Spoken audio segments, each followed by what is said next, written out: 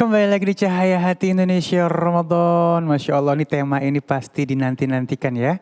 Karena tema kita makna puasa bagi anak bersama guru kita yang dimuliakan oleh Allah Subhanahu wa taala, Profesor Nazaruddin Umar. Assalamualaikum, Prof. Waalaikumsalam Ya Allah, warahmatullahi Prof. wabarakatuh. Sedikit nih, Prof, sebelum kita masuk ke dalam tema yang namanya anak-anak itu sekarang kan kritis banget ya.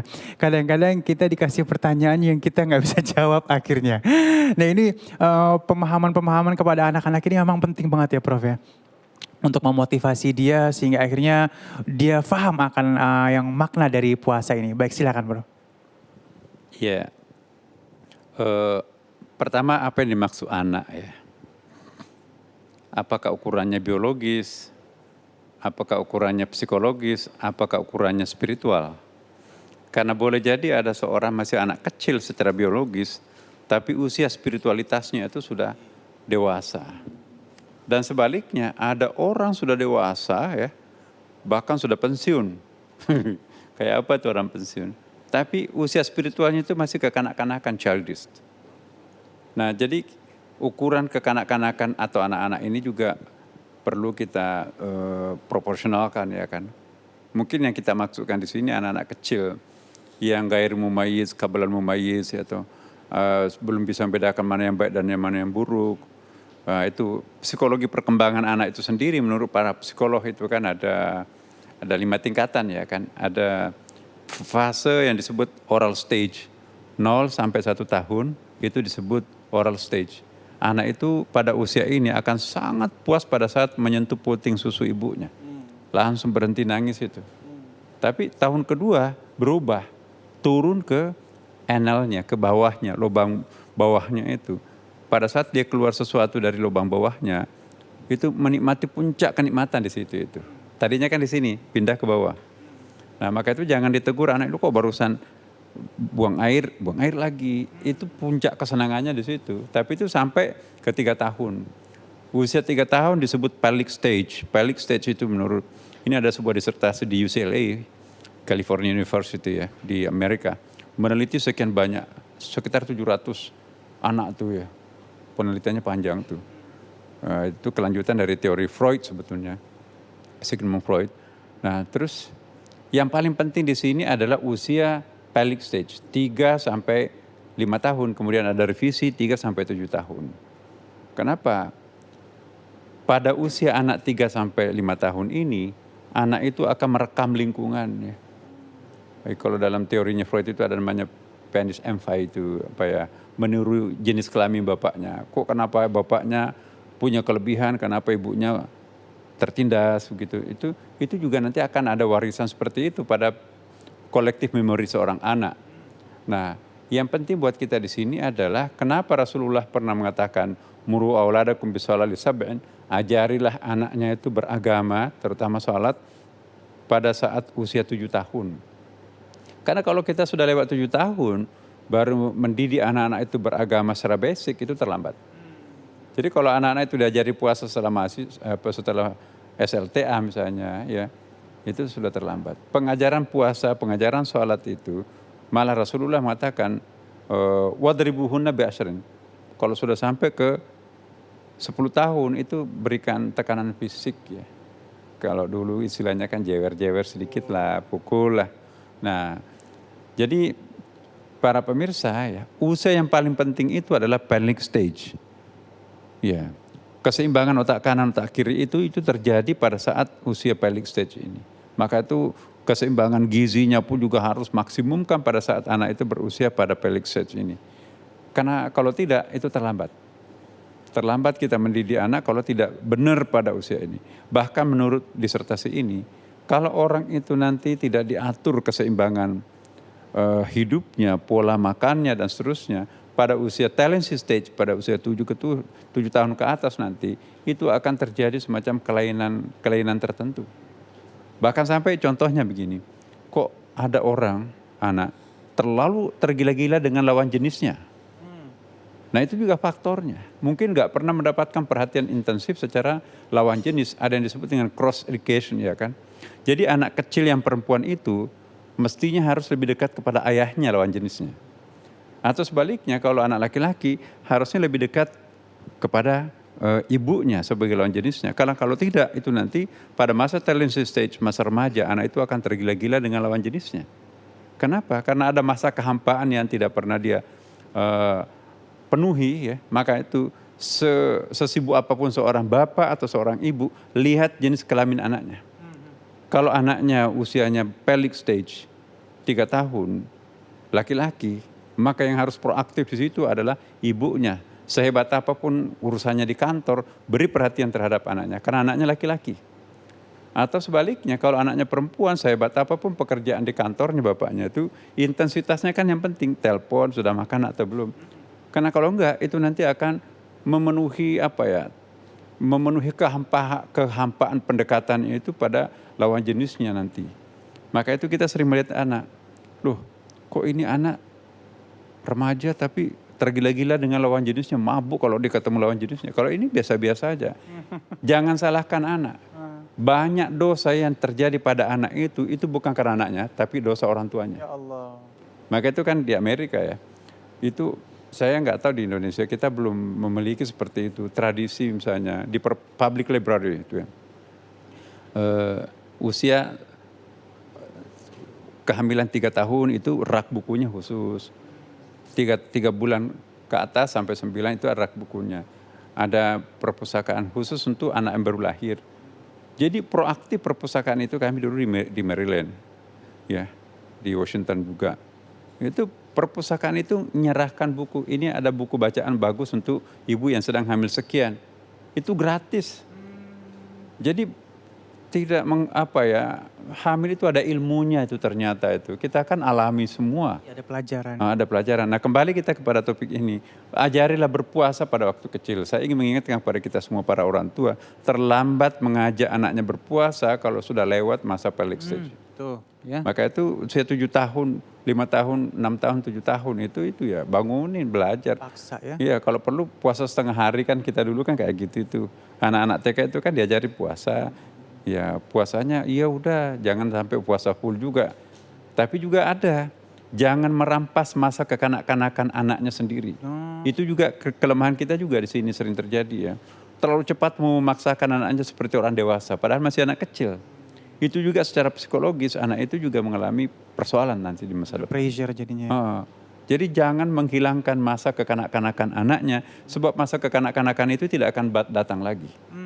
Nah, jadi ada ilmunya menjadi orang tua. Jadi jangan hanya secara alami menjadi orang tua. Belajarlah banyak. Nah, Rasulullah SAW banyak mencontohkan. Ya, bagaimana menjadi seorang ibu muda. Ya, bagaimana mendidik anak-anak yang.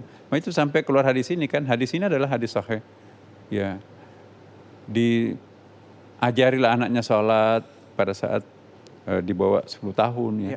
Kalau sudah sampai 10 tahun pukulkan, kalau enggak mau sholat ya kan. Tentu bukan hanya sholat, puasa juga bukan. Nah, kenapa anak ini penting diajak berpuasa? Jadi ajari juga filosofi puasanya anak-anak itu. Anak-anak itu kan biasanya suka makan. Nah, itu anak tetangga atau anak belakang rumah itu enggak pernah sarapan tuh pergi ke sekolah. Kenapa? Enggak ada makanannya. Nah, jadi kamu kan sedang puasa. Lapar. Itu anak di belakang rumah kita itu setiap hari terlambat makan seperti itu. Akhirnya muncul rasa kasihan ya kan. Empati. Kalau begitu harus berbagi dengan teman-temannya. Jadi puasa itu bagi anak itu sangat mendidik untuk anak itu nanti jangan jadi egois ya kan. Sejak kecil dibiasakan untuk berbagi. Ternyata lapar itu menyusahkan. Bagaimanakah sentuh anak-anak orang yang nggak pernah makan? Jadi penanaman filosofi puasa terhadap anak. Jadi bukan hanya mengajak anak itu untuk tidak makan, tapi beri pengertian. Lapar enggak? Iya. Apalagi anaknya orang tuh tidak pernah makan. Kamu makanan disuruh makan enggak pernah mau makan kalau hari-hari biasa kan. Jadi anak-anak kita kan sekarang itu mungkin karena banyaknya makanan, disuruh makan enggak mau makan. Kadang-kadang ibunya bertengkar kan makan enggak mau makan. Kalau saya dulu kita disuruh makan, mau makan tapi nggak ada yang mau dimakan ya kan. Kalau sekarang disuruh makan terlalu banyak yang mau dimakan, dianya nggak mau makan. Nah jadi saya kira para pemirsa pelajari anaknya. Yang paling penting tadi itu adalah cross education ini.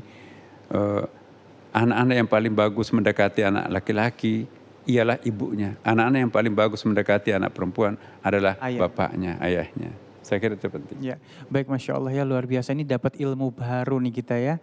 Jadi memang selain memang agama sudah mengajari bagaimana cara kita men-treat atau mengajari anak-anak, ternyata dari psikologis juga ada aturan dan caranya bagaimana kita mengajari anak-anak kita. Baik Profesor, memang aku setuju banget, apalagi perkembangan anak-anak saat ini cepat banget dibandingkan mungkin 10 tahun yang lalu. Iya. Ya, kalau 10 tahun yang lalu mungkin kita ngajarin hanya dengan melotot dikit aja anak-anak udah takut. Nah, kalau sekarang diplototin nggak ngefek kalau bahasa anak sekarang. Tapi harus dikasihkan apa ya, knowledge atau pengetahuan. Ini kamu gini loh, kamu gini loh. Sehingga akhirnya mereka mau mengerjakan yang memang masuk di dalam pikiran dia. Nah, ini penting juga ya sebagai kita orang tua ini harus pinter ya, Prof ya. Iya. Jadi anak itu betul-betul intensitasnya, bukan lamanya waktunya ya. Saya perlu garis bawahi di sini. Waduh, saya kan ngantor, bapaknya juga ngantor. Iya. Ya, intensitasnya kan ada alat komunikasi kok.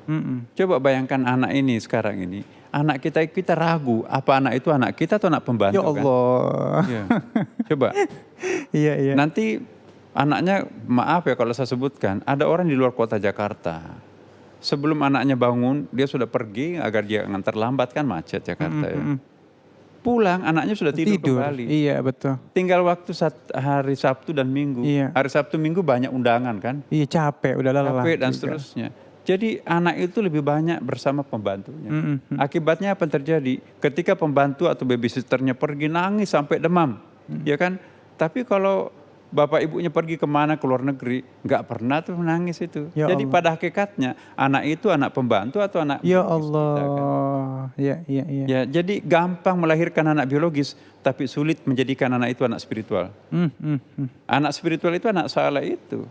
Jangan hanya bisanya melahirkan secara biologis, tapi nggak mampu mendidik anak itu menjadi manusia saleh, manusia spiritual gitu.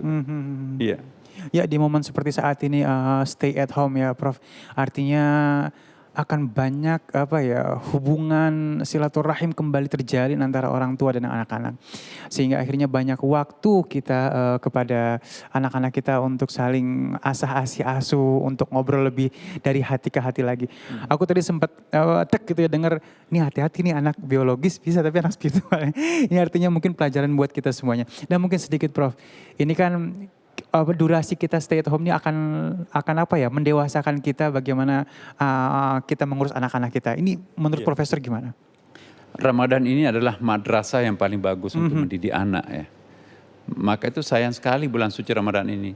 Kalau kita gagal mendidik anak untuk menjadi anak saleh pada bulan Ramadan, apalagi sekarang kan, saya melihat bahwa ada hikmahnya ada virus corona seperti ini. Kita nggak pernah merasakan ada salat berjamaah 5 waktu bersama keluarga, ya kan? Iya. Olahraga berjamaah, Iya. salat berjamaah 5 waktu, jemur bersama, Berjemur jam 10. kemudian juga sampai kepada makan berjamaah itu. Iya. Jadi anak-anak itu sangat merindukan situasi seperti ini. Allahu Akbar. Ya, dia nggak pernah merasakan situasi normal. Jangan-jangan mereka berdoa. Mudah-mudahan seperti ini terus. Ya Allah, jangan. Janganlah ya kan. Saya kira enggak. Iya. Tapi anak itu ngerti kalau bapak ibunya itu diperlukan orang lain juga. Enggak boleh egois juga sebagai seorang anak kan. Tapi jujur anak kita itu sangat bahagia. Lengkap bapak ibunya diperlukan mereka. Nah sekarang kan enggak ada mainan yang paling efektif selain anak. Iya. Nah anak itu betul-betul panen kasih sayang sekarang ini. Mudah-mudahan ini ada manfaatnya untuk kita semuanya. Amin. Mudah-mudahan ini ada hikmahnya, salah satunya adalah menjadikan anak kita anak saleh. Ingat anaknya Nabi Nuh, anak biologis tapi penghuni neraka. Iya. Tapi malah yang selamat naik perahunya itu adalah anak-anak spiritualnya. Belum otomatis anak biologis itu anak spiritual. Boleh jadi anak angkat, kita beri beasiswa, tapi dia mendoakan kita nanti di akhir hayat. Itu anak spiritual. Ya baik Prof, memang sedikit lagi, baik waktunya habis sayang sekali ya. Nanti kita akan lanjutkan kembali, terima kasih ilmunya Prof. Dan pemirsa di rumah, Masya Allah ya, jadikan anak-anak kita ini investasi akhirat buat kita ya. Jadi jangan pernah menganggap mereka anak-anak, tapi mereka bisa kita ajak komunikasi dan pemahaman. Baik jamaah yang dimuliakan Allah Subhanahu Wa Taala, saat lagi kita akan melakukan tanya jawab bersama guru-guru kita yang dimuliakan oleh Allah Subhanahu Wa Taala. Jangan kemana-mana, tetap bersama kami di Cahaya Hati Indonesia Ramadan.